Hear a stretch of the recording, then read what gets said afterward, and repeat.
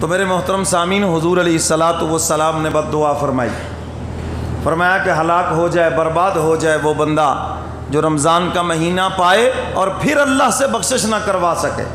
تو اس لیے یہ لمحہ فکریہ ہے، یہ آخری جمعہ ہمارے لیے کہیں ایسا تو نہیں کہ ہم اس وعید میں تو داخل نہیں ہیں، تو اس لیے رو رو کر اپنے مولا کو منا لیں۔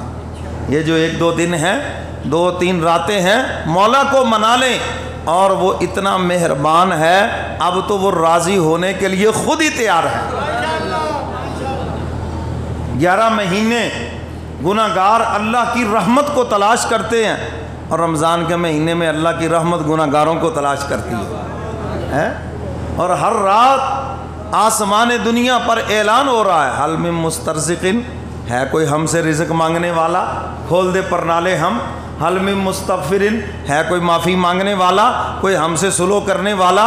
اللہ خود فرما رہے ہیں وہ کوئی مجھ سے معافی مانگنے والا ہے، میں اس کو معاف کر دوں۔ یہ اس کی شان رحمت نہیں تو اور کیا ہے؟ نالیکیاں ہم نے کی، گناہ ہم نے کیے، بلا وہ رہے ہیں، یہ ان کی شان رحمت نہیں، یہ محبت نہیں اپنے بندوں کے ساتھ تو اور کیا ہے؟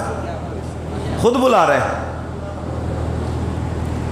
جب اسکول میں پڑھتے تھے نا، کوئی غلطی ہو جاتی، ماسٹر صاحب نے، اسکول ٹیچر نے جس کو معاف کرنا ہو تو کیا کرتے؟ چلے اٹھ کھڑا، چل کانوں کو ہاتھ لگا اور کہہ کہ بس جی معافی، اب نہیں ایسا کروں گا۔ اس کو معاف کرنا ہے تو ایسا کروایا جا رہا ہے، کیوں جی؟ اگر اس کو معاف نہ کرنا ہوتا کلاس سے نکالتے، اسکول سے نکالتے۔ اب چونکہ معاف کرنا ہے تو بہانہ کیا بنا؟ اٹھ کھڑا ہو، چل کانوں کو ہاتھ لگا، وہ کہ آئندہ نہیں کروں گا ہے۔ اب چونکہ اس کو معاف کرنا ہے تو یہ سب کچھ کیا جا رہا ہے۔ اللہ بھی اپنے بندوں کو معاف کرنا چاہتے ہیں، تو اسی لیے تو ہر رات بلا رہے ہیں، آ جاؤ معافی تم مانگو، معاف ہم کر دیں گے۔ اب اگر کوئی معافی نہ مانگے، اب پھر قصور کس کا ہے؟ ہمارا قصور ہے نا۔ اس لیے حضور نے بد دعا فرمائی، وہ ہلاک ہو جائے، برباد ہو جائے جو رمضان کا مہینہ جس میں اللہ کی رحمت بارش سے بھی زیادہ برس رہی ہے، وہ اس میں بھی اپنے آپ کو معاف نہ کروا سکے، اللہ سے گناہوں کا کھاتا نہ صاف کروا سکے، وہ ہلاک ہو جائے، برباد ہو جائے۔ حضور علیہ الصلاۃ والسلام نے دوسری سیڑھی پہ